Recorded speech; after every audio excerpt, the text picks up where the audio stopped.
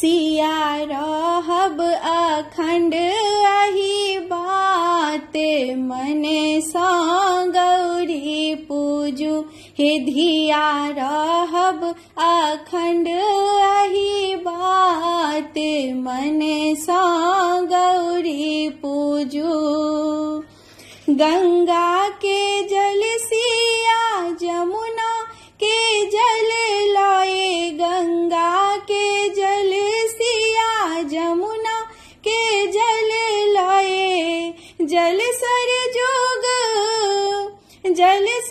जोग लाए गौरी मानव सिया रहब अखंड अही बात, मने सा गौरी पूजू हे धिया रहब अखंड अही बात, मने सा गौरी पूजू। लाल अचिन रंग पीपा सिंदूर संग, लाल अचिन रंग पीपा सिंदूर संग, गौरी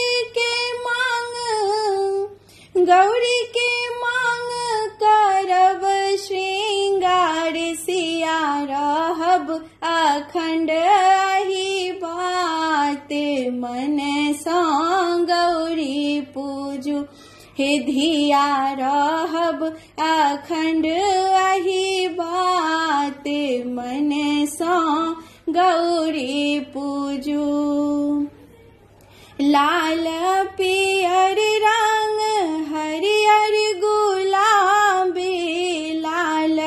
पियर रंग हरियर गुलाबी, गोटा लागल सिया किनी आनब साड़ी, सिया रहब अखंड अही बात, मने सा गौरी पूजू हे धिया रहब अखंड अही बात, मने सा गौरी पूजू।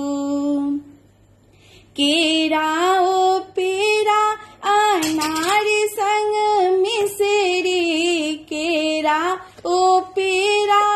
अनार संग मिश्री, भोग लगायब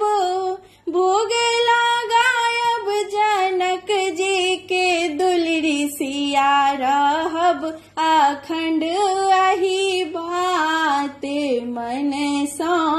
गौरी पूजू हे धिया रहब अखंड अही बात, मने सा गौरी पूजू हे धिया रहब अखंड अही बात, मने सा गौरी पूजू।